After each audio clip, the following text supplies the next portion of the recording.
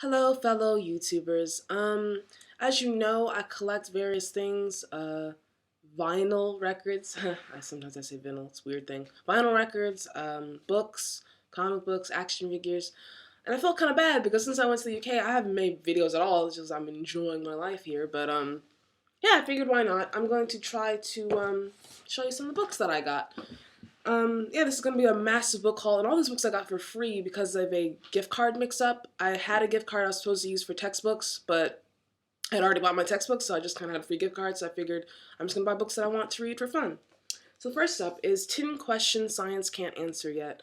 I haven't read this yet, but it looks like a nice, fun, kind of, kind of a goofy read, and it answers some questions, just fundamental things that we haven't quite figured out yet with science. I just find that interesting, And science can't technically prove anything, so I just love that idea of, who knows, maybe our whole concept of gravity or time is just completely wrong. We don't even know it yet. I don't know, I just find that interesting. So, 10 questions science can't answer yet. Next up is A Brief History of Time by Stephen Hawking. This is just one of those books I've always kind of wanted to read. So I figured, hey, I have a free gift card, why not? A Brief History of Time.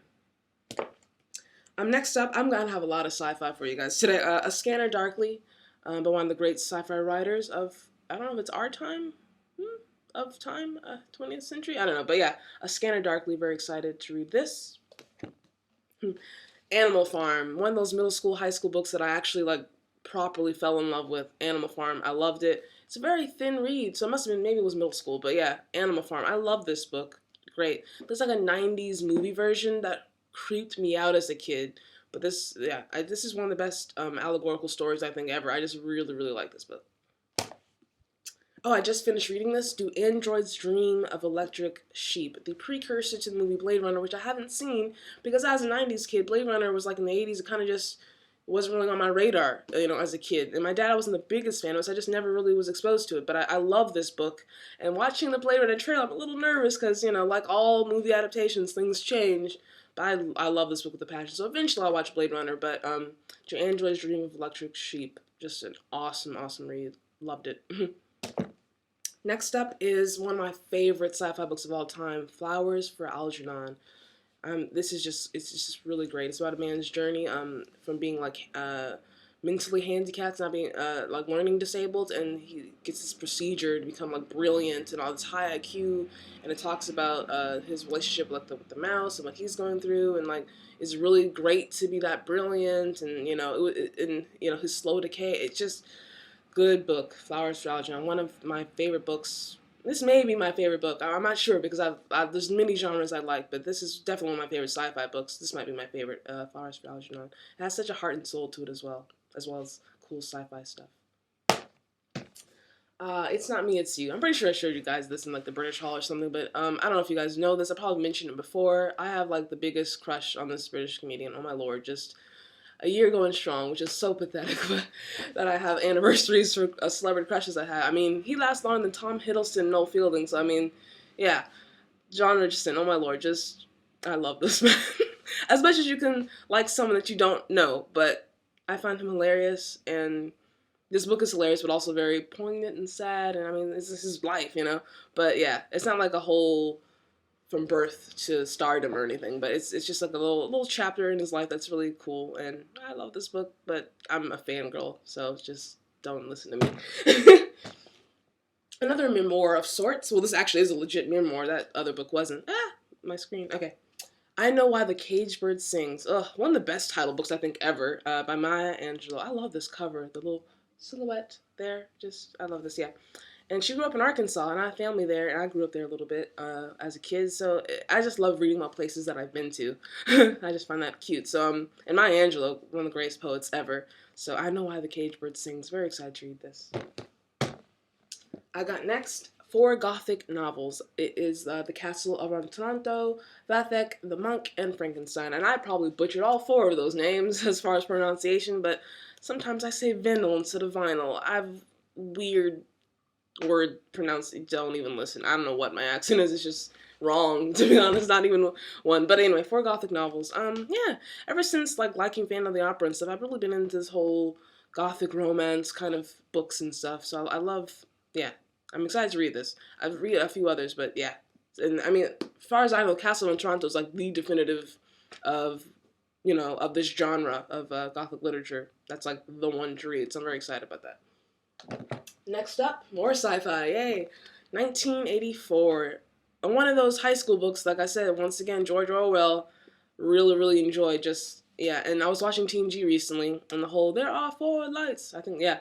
Yeah, I love the homage to 1984 in that episode, so yeah. Next up, I got The Complete Robot by Isaac Asimov, the father of The Three Laws of Robotics and the Positronic Brain.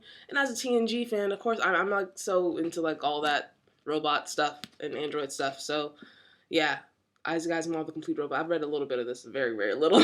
There's like, I mean, it's jam-packed with stories. The print is small and the pages are plenty, but I'm really excited to get to read all these. Oh, it also includes Bicentennial Man, which as a kid was one of my favorite movies. Yeah. 90s kid show in there again, so yeah.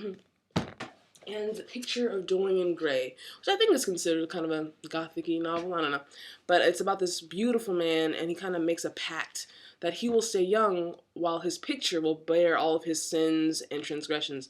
Really, really good book. Oscar Wilde. It's funny, this book is like an excuse for Oscar Wilde to fit in all of his witticisms ever through the character of Lord Henry. I mean, it's almost kind of funny.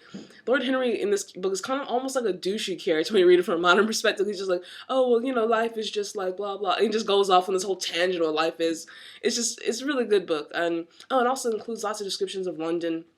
I was recently there, and though this is set, I believe, in the 1800s, it's really cool to see all the stuff in London that's still there, like Euston Square and Mayfair, and just names of places, Kensington, just names of places that are still in place on the tube today. So I thought that was interesting. So The Picture of Dorian Gray. And now my hardcovers. I got first up, I think I showed this already, but the John Richardson one, Noel Fielding.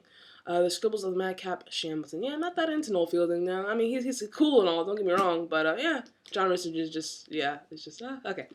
But yeah, Noel Fielding, Scribbles of Madcap Shambleton. Besides, you shouldn't just crush on comedians, you should like their work, and I like Noel Fielding's work. But I just think John Richardson is hotter. Okay. Anyway, The Mighty Book of Boosh. I really should edit that out. Whatever. Oh, whatever. Everyone knows me knows that I like John Richardson, so whatever. Okay, The Mighty Book of Boosh. Yeah. And you guys, I mean, I love you and all, but I'll probably never meet you, so it's fine if you think I'm a loser for liking random British comedians. But anyway, okay. Portrait of Plymouth. Yeah, I live in Plymouth right now, and I figured I'm not going to take pictures of this whole town, so I'm going to buy a book for free that has pictures of my, well, not my hometown, hey, it's my UK hometown, so yeah, Plymouth, woo, yeah, by the seaside, okay. And now, we have like 2 minutes left rapidly, we're gonna go through my magazines, just, I don't know, bam, Chris Pine, Star Trek Into Darkness, yeah. Random free thing I got at a movie theater, but it has The Hobbit on it, so, not The Hobbit, well, yeah, he is The Hobbit, whatever. Bilbo Baggins, Martin Freeman. Okay. And I showed you guys this already. Enemy magazines. Yeah. Ooh, look at that. Very nice. 60 Years of Being Me includes a reprint of the original whatever. Okay. Joy Division. Yay, I love this cover. I like Joy Division. Yay. Okay. But now what I really wanted to get to as far as magazines. The Phantom of the Opera, Her Majesty's Theatre program. I saw this on Boxing Day, and I just want to keep mentioning it because one of the greatest experiences of my life to finally see my favorite musical live. You don't even, I am a fan of the opera, a fangirl. And not a Phantom fangirl, don't get me wrong. It's funny, a lot of girls like the whole bad guy of the movie. For Phantom, I never really got into him. I pitied him, but I never really got into him. It wasn't like Loki or the Avengers for me. It wasn't like, oh, bad boy kind of thing. Nah, I just felt bad for him. I liked Rawl, to be honest, and pretty much all incarnations I've seen. But anyway, yeah, Phantom of the Opera. And this beautiful, beautiful, beautiful book. But bam, look on the back. I love this because the Phantom invades the masquerade as the Mask of the Red Death. One of my favorite short stories by Edgar Allan Poe. So I love all the, I love Phantom of the Opera. Thank you, Andrew Lloyd Webber. And Gaston Leroux. I can't wait to read the original book. Okay. Bam. Yeah, it just has pictures of the, company that I saw at Her Majesty's Theatre. So there you go. Those are my magazines. Those are my books. As you can see, I really like science fiction, and I also like kind of gothic-y romance. I don't have too many books, but I'm building that up as well. And, I'm reading this. Star Trek The Next Generation, The Buried Age. I'm a big Next Generation fan, yeah. But yeah, bye. Happy New Year.